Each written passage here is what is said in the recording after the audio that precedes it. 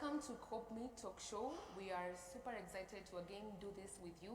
And just to bring back to what happened last time we had talked about the parenthood issues, and we were very deliberate to talk about how people can impact the Christianity aspect while bringing up their kids. And so we thought it to be wise to also talk about the challenges that most parents do go through, but no one talks about them. Our main agenda here is to help impact lives by talking about the issues that most people don't talk about. So today we have an amazing guest. She is a founder. She's the founder of Rebirth of a Queen, and also a mom, and so many titles and so many hats. So she's going to share her story and how she overcame the challenges as a parent and also as a founder in so many aspects. And welcome. So welcome on board. How are you? I am good. How are you? I've missed you a lot. The last time we talked, you were somewhere. Okay. So Pauline, just to dive deep and just on point, what was your experience when you first learned that you were pregnant? At the first time, and how old were you? Okay. So my name is Pauline Juma. All right. I use Pauline Juma, but when I want to address that little girl, I use Akinyi. Akinyi. Yeah. So the first time I was expectant, I was 19 years old. Okay. That was my first time, 19 years old, and to be honest, for me, it wasn't a shock, because this is something that I had prepared myself for mentally, like I'm going to get pregnant. That was because I went through violence, sexual violence to be specific, at 16. Okay. So for 3 years, when I was in school, I was like, maybe, you know, those things that survivors tell themselves, like maybe they destroyed me, and I was here getting myself pregnant at 19. So for me, the first month, I wasn't shocked. I was not like, oh, I'm pregnant. I wasn't shocked. At 19, you're not shocked? I wasn't shocked. I wasn't shocked. But the first month, the second month, the third month, the fourth month, the fifth month, reality started hitting. Like, Pauline, you're expectant. This man that you're expecting a baby with is not anywhere closer to being responsible. I was actually going through violence in that relationship at that time.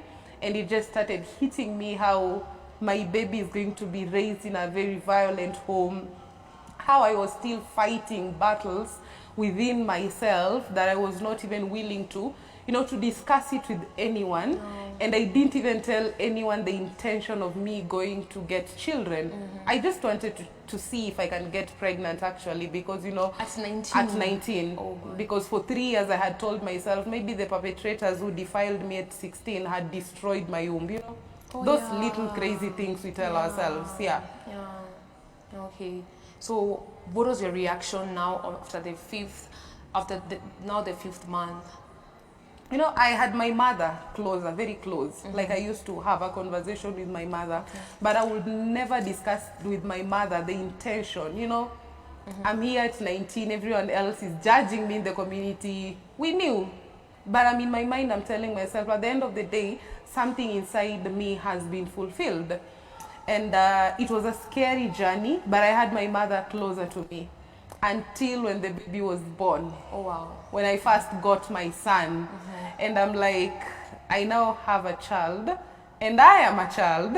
I'm just a little girl who was experimenting her own things, and now I have a whole human being I just don't know how to take care of. Okay. I completely had no idea how I'm going to take care of a baby while I was still a child. Okay. Yeah.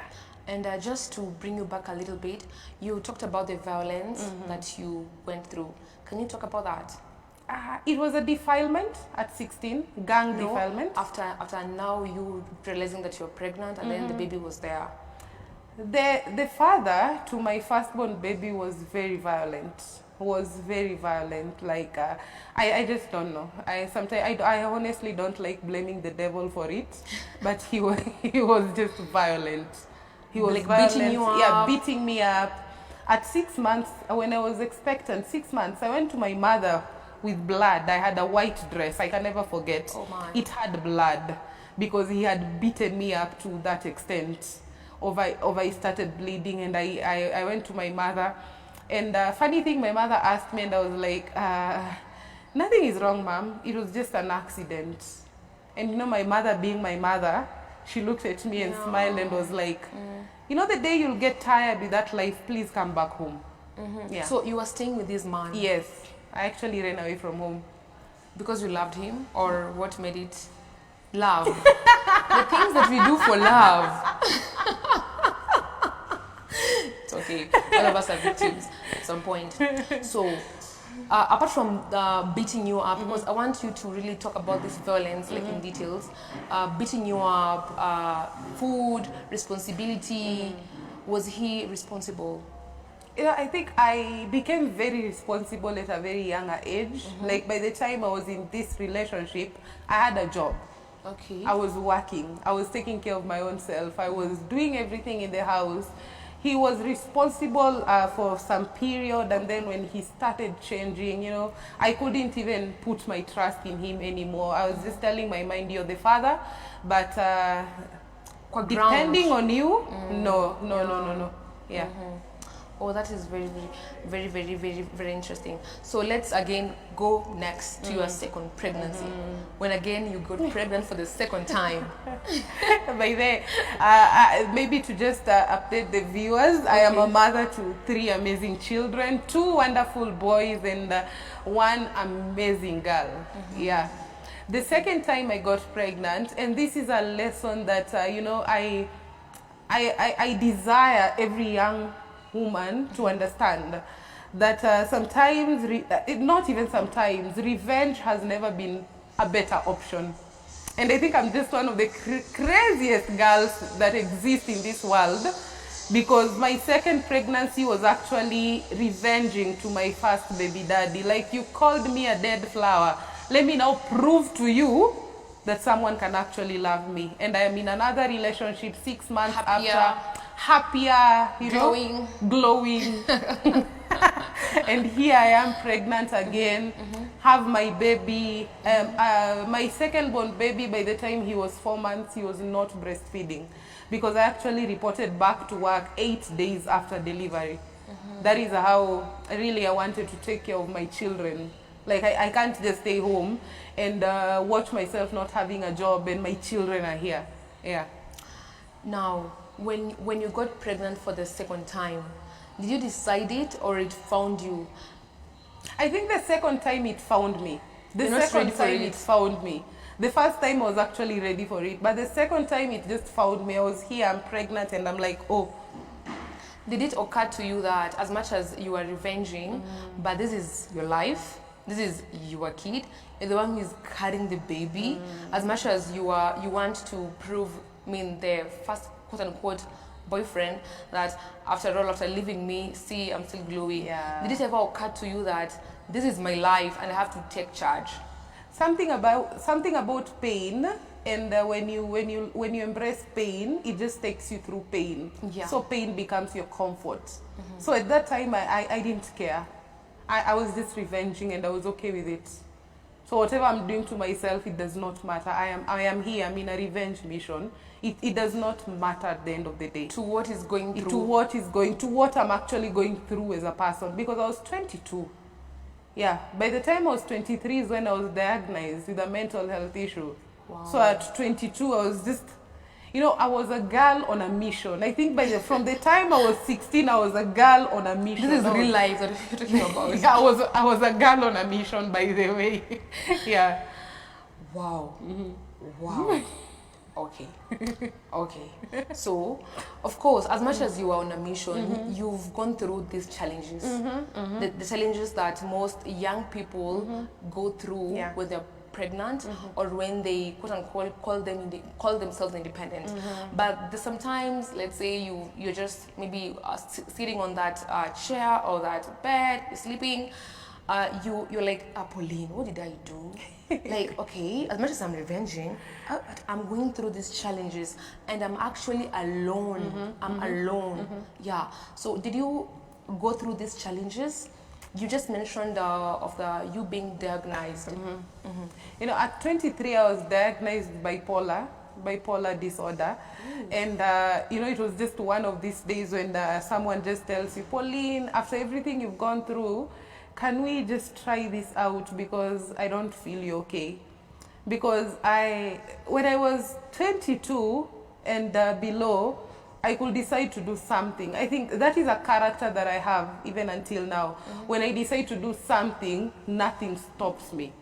But now I was deciding to do the wrong thing. Like I am going for this, and no matter what you tell me, yours is a story, mine is, this is the reality. Whatever you're telling me is just a story, those are Bunwasi story. I can't listen. We are not relating. So when I went to the psychiatrist, I was diagnosed, I was given... How did you know that you're not okay? I didn't know I was not okay. I think the friends... one of these days I told my story, and I think sometimes I say it's God who really... one thing that I live knowing that if there's one person God loves is me. Like I even tell people, you can't do anything behind my back. You can't do anything behind my back. I have one God who really defends me. And one of these friends who just came to my life and was like, Pauline, I think we need to take you through counseling, but before that, you have to go to a psychiatrist. And that is when I was diagnosed, given medication. Then after 1 month, I was like, God, I'm not a zombie. I need my life. I need my life. I think that was my turnover. Yeah. So apart from you being diagnosed with bipolar, are there any other challenges that you went through as a person? Also imparting the parenthood, you and the kids alone, or you and the baby daddy alone, or how is it? I think for me, up to this time, the challenges evolve every day. There are days I sit down and I'm like, I am not ready to be a mother. I am someone's child. I should be treated as a baby. Baby girl. So having people calling me mom, mom, mom, what are these, by the way? I just need my own space to be a baby. And then I thank God for my firstborn son. My firstborn questions me. Like just an incident. There was a day my son did something wrong and he quickly apologized. And after he apologized, I shouted. And he just asked me, Mom, do adults forgive? I'm like, yes, we do forgive. But you read to us the Bible every night. You tell us to forgive one another. But when I do something and I ask forgiveness, you're still shouting at me. Why are adults that way? I think my children challenge me every day to be a better person because you can't tell them A and do B. So those are some of the challenges that you have to be authentic self, something that we run away from. To economical challenges, you can't even take care of yourself, and now you have 3 other whole human beings you're taking care of, you waiting for you. And something else specifically that I intentionally did to my firstborn, I had real anger issues. Real anger, like when I'm angry, nothing else matters. And it's something that came from my dad. It was now to me. And then one day I just met someone and he was like, Pauline, if you don't take care of your anger, if you don't pray about it, that was actually his words, it's going to your son and it won't be good. Wow. And I think that is when I took a turnover and I was like, God, I don't want to raise my children this way. It ends here. It ends with me. This generational anger. It just ends here. It's not going to pass past here. Yeah. Okay. And apart from that, in terms of self-esteem issues, like you seeing your peers, they're enjoying life, they're just and then you have 2 babies calling you mom. I think that is one of the greatest challenges I've had to go through even until now. The fact that I'm 28, 3 kids, I'm supposed to be in the university or maybe doing something with my life, but I'm here, I have children that, just bring me back like, Pauline, you want that? Yes, it looks beautiful, but you're a mom. you have to own it. You're a mom. You're a mom. You can't run away from it, by the way. You are a mom. So how did that affect you? Like you being called a mom at that age? Funny thing, My kids never used to call me mom. Used They to used to call call you me Akinyi. Akinyi, actually. Okay. That's why I love the name Akinyi when I want to address the little girl in me. Yeah. Because my children used to call me Akinyi until when my third born baby was born. That is when they started calling me mom. Yeah. So being called for mom me, at I the- was like, I'm Akinyi at the end of the day. Mom is my mother. So she's there, she's parenting. I'm just here. So being called mama the first time, how was it feeling? For me, it felt nice. These children never called me mom. It felt nice, and I think something that pushed them to call me mom is the fact that we run a safe house, and all the girls who come in the safe house call me Mom Pauline. Oh, you have a safe house. Yeah. Okay. All the girls in the safe house call me Mom Pauline, so they picked it up. Oh. She's Mom Pauline. She's not Akinyi. She's Mom Pauline. They picked it up from there. Yeah. Did you ever run to God while going through the challenges? Are you fasting like other people do? Like, did you ever occur to you that I need God at this time as much as I didn't? You know, as much as as far as I can remember, from the first, I think I've always relied on God from the first time. From the 19-year-old From the 19-year, you know, from the 16-year-old Akinyi, I knew I only have God by my side. And you know, I grew up in a home that embraced Christianity, you know, my father making sure we are going to church. But when I was 20, I started having a conversation, and my mother calls me crazy until this day, because when I feel like no one else is listening, I'll just take a chair, put it in front of me, and then I'm like, God, it's time. It's me and you. Can we now have this conversation? This is what you said. This is what is happening. So who's lying here? And you know, my mother keeps telling me that one day, I think you're the craziest person God has ever created. I don't even think God understands you. And I'm like, Mom, it's okay. You know, as long as when I put that chair in front of me, I always feel like I'm talking to someone that can actually keep my emotions together and give me a reason to continue living. Yeah. Now, there are parents, there are young parents that are watching right now, and most of them have gone through challenges that are even way bigger challenges than what you've gone through. So, what can you tell them, or given a chance, would you do things the right way? Like, you said that you were born again, but then you knew Christ. You didn't know about fornication. I knew. You didn't know about fornication? I knew.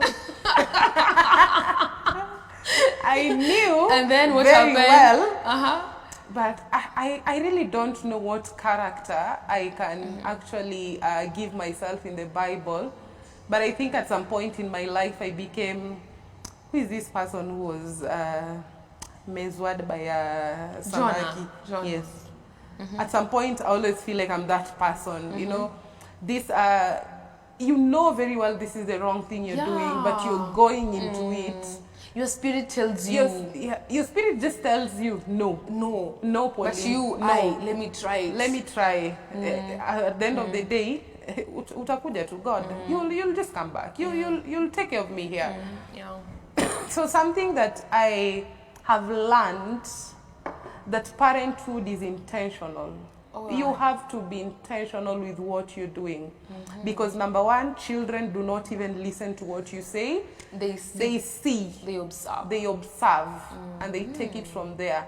And if you tell them A and do B, they'll do B and tell you, Mom, we saw you doing B. Yeah, we didn't see you. And kids of this generation are not just our parents' generation, you know.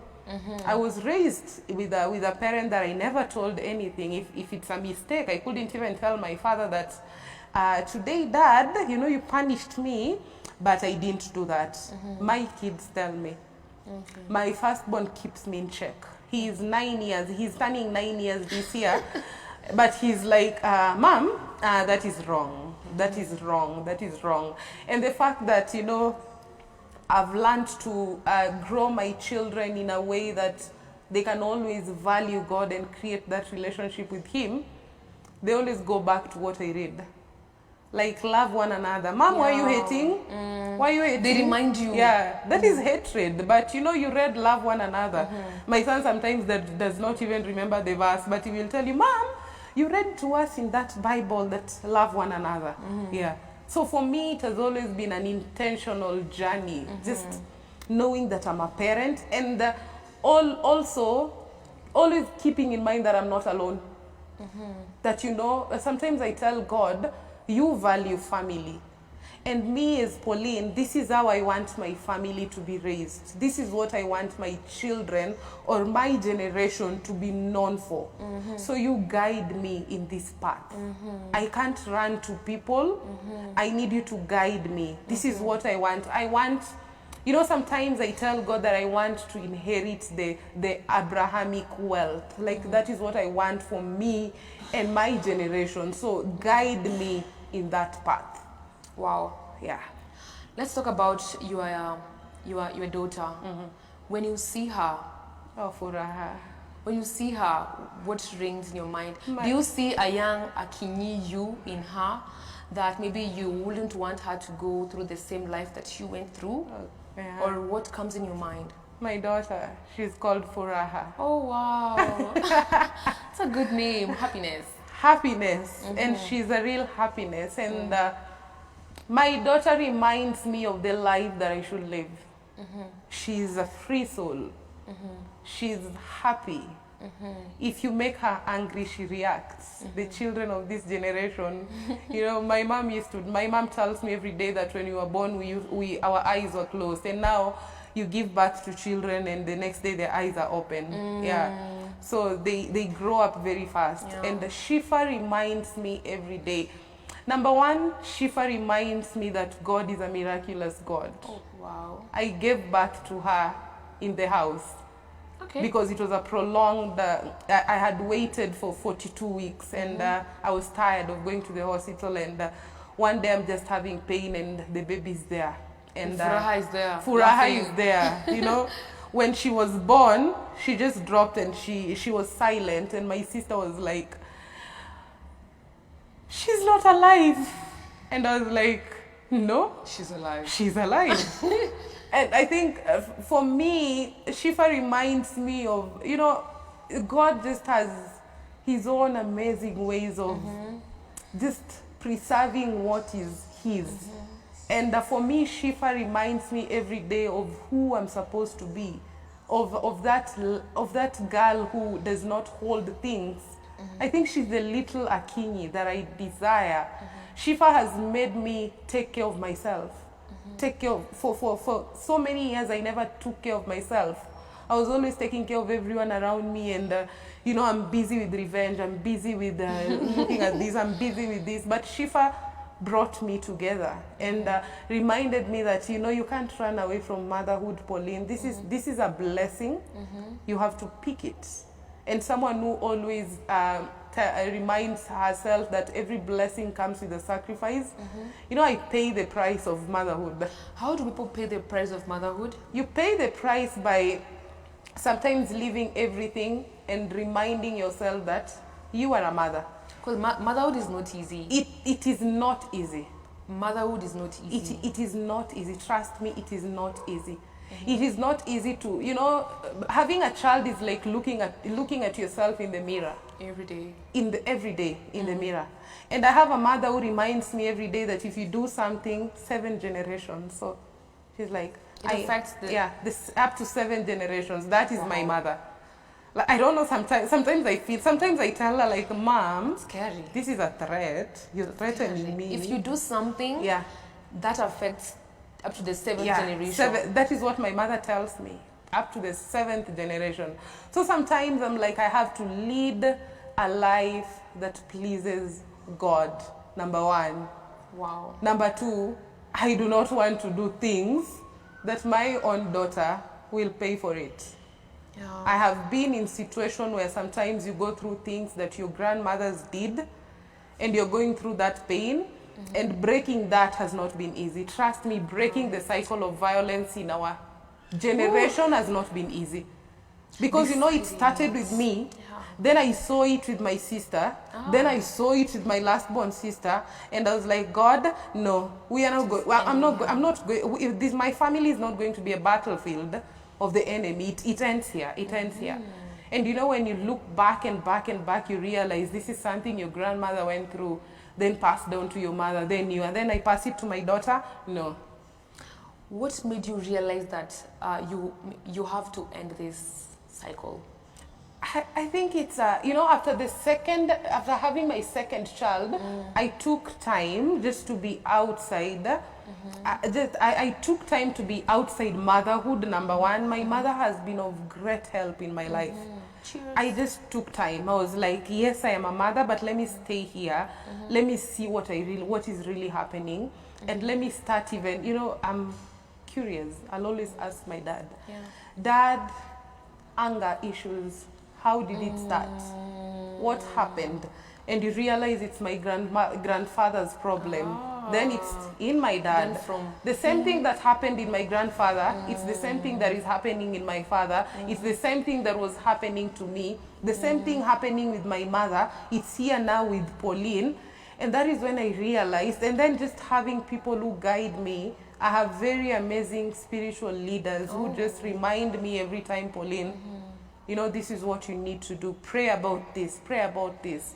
And also, sometimes I have a very strong discernment spirit. Like some things will happen and I'm like, I know it when it's just a normal thing. And I know it when it's the devil just trying to, play poker with my mind. Like, I'm not going to entertain you. Yeah. So that means that every parent or everyone should be very, very deliberate and intentional. Especially when you're a mother. You have to check from you. Like, what are the things that you don't like about yourself? And what are the things that you need to do from your side to prevent that seventh generation to become better? Yeah. You have to be very intentional, especially when you're a mother.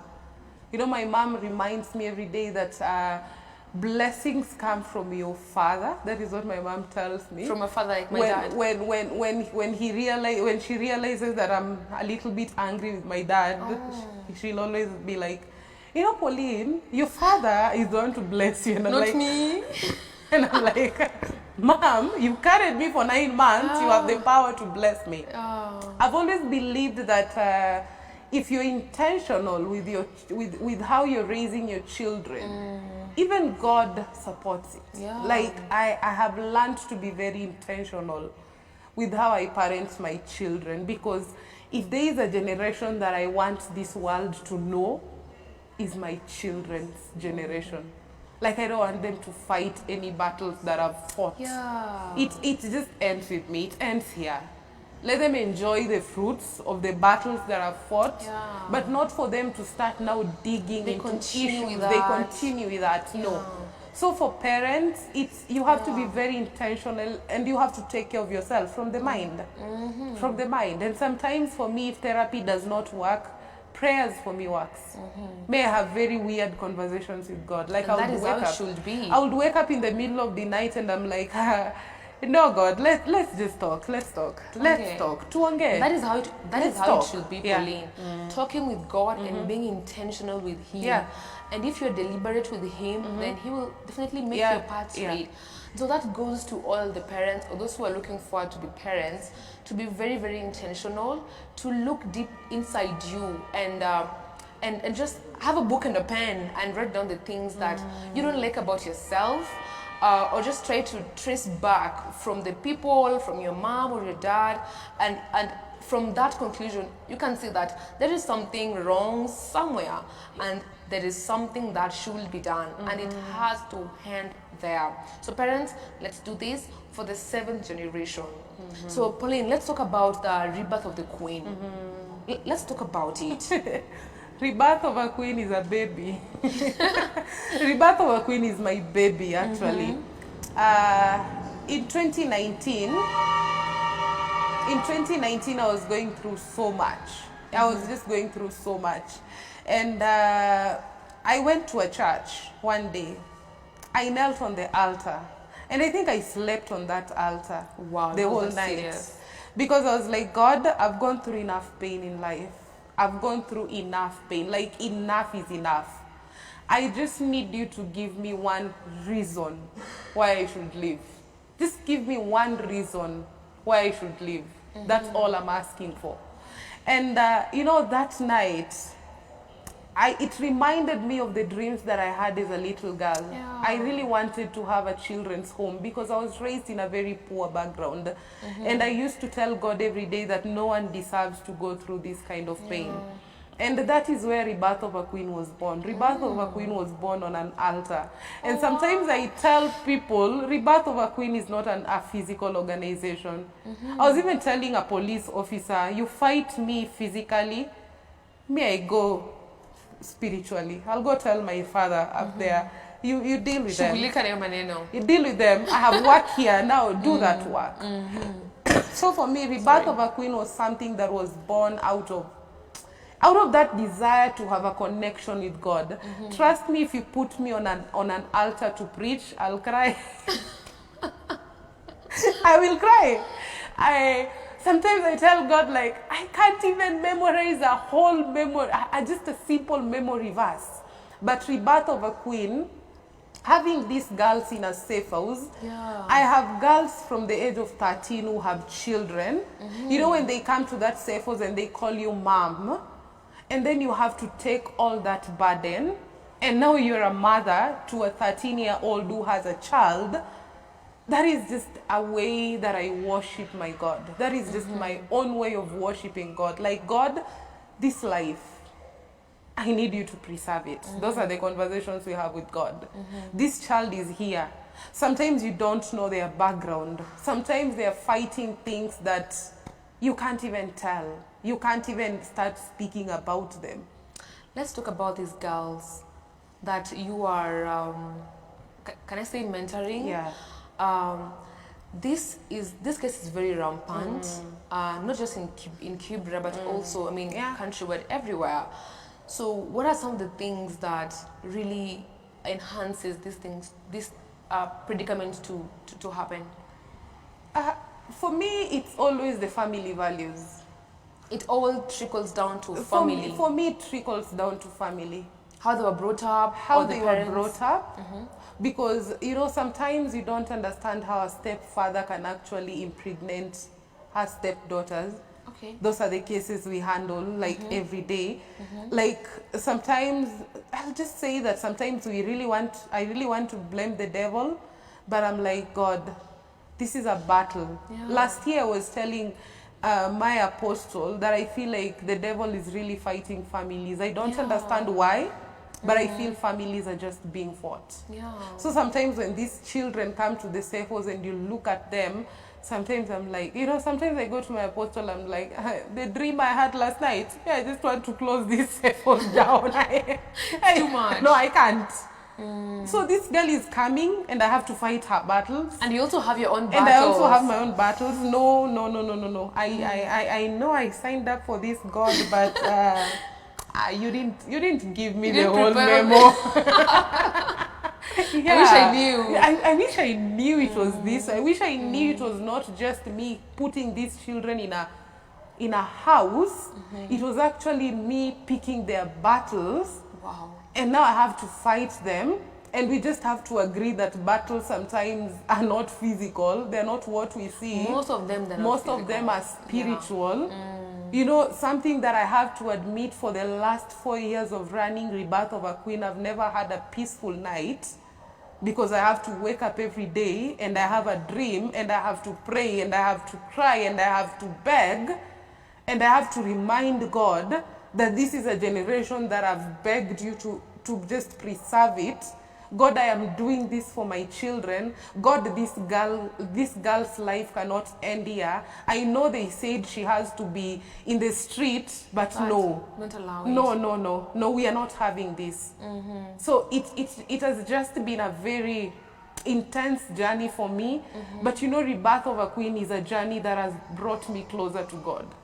Very close. Like we have to have this conversation because I need to see these children break that cycle. I need to see them becoming someone else. I need to see them tell their stories, and something very intentional, I need them to tell more about God in a positive way. I need them to look one day and say, that God saved my life. And I am here because someone walked me through that journey with God.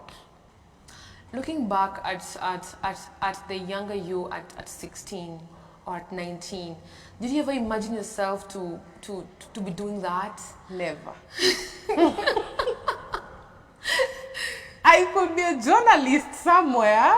I really wanted to be a journalist. I've studied journalism, but I told God I'll use my skills in raising these girls. I'll use my skills in telling their stories. So I just wanted to be a journalist. I wanted to be a normal, let me just be very specific, a normal Luo girl who wants to be a journalist and drive a Range Rover. That's it. All this is just vanity. Sometimes I'm like telling God, are you sure you sent me? Yeah. All right. So for the girls that you are very, very intentional with, are you also, because that is also raising another generation, because when they learn that this is my life and I am supposed to own it, and that means me being very intentional. So apart from just praying for them, do you also make them understand that, this is about me?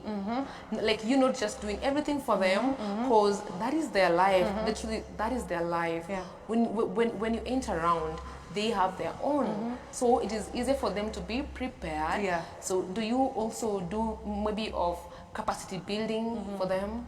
You know, Rebirth of a Queen has been blessed to have spiritual leaders. Like, you know, those are people. Sometimes my apostle tells me, like, you need to have the wisdom to know when it's a spiritual battle, when it's a physical battle, when it now needs you to be very harsh, and when it now needs you to go pray about it, or when it now needs the authority to come in. So that is the journey I walk the girls through. Like, yes, I am your mother, and the best thing I can do is take you through school, take care of your children. But when it comes to your relationship with yourself, number one, that is your personal issue that you need to work on yourself intentionally. Because no matter what I give you and you don't have that, we'll just do a zero job. At the end of the day, you'll go back with all the pain you're carrying. And you know, sometimes when we walk the girls through the forgiveness journey, I remind them every day that this is not to give perpetrators power. It is actually to lessen that burden. Because we carry so much pain. Emotional pain. You pray and you doubt God because you feel like God is not answering my prayers. But you are not letting a lot of things go. You know, I've had to every day tell God that I'm forgiving this person. And I have to tell you, God, I'm not forgiving this person because I want. No, I am not forgiving them because I want. I am forgiving them because you are giving me that grace to forgive them. Yeah. So just even as we are about to wind up, what are some of the things that you can tell the young mothers, or those people, or those young ladies are doing? Because I know there are some things that you did in the past that you wish that you didn't do. Because if you didn't do, then maybe, I don't know. But like, what can you tell these girls, these young girls that are doing these things that, you know, things that really makes their life vulnerable? What can you tell them? You know, something that sometimes I wish someone will tell me is to love myself. Okay. The moment you love yourself the way God loves you, you just don't do some mistake. You just don't find yourself in a mistake because you want to revenge. You don't just find yourself in mistakes because your flesh is taking over. The moment you love yourself, the moment you align yourself with the unconditional love that God has for us, hallelujah, you will just find yourself doing the right thing because you will listen. A lot of us don't just listen when we are young. We don't listen. We don't listen to ourselves. We don't listen to our emotions. We end up doing things, nimefikiria hii, I'm going to do it. You don't think about yourself. And something that we really need to be intentional about, whether we are women or men, the moment you enter into parenthood, this is now not about you, by the way. This is not about you.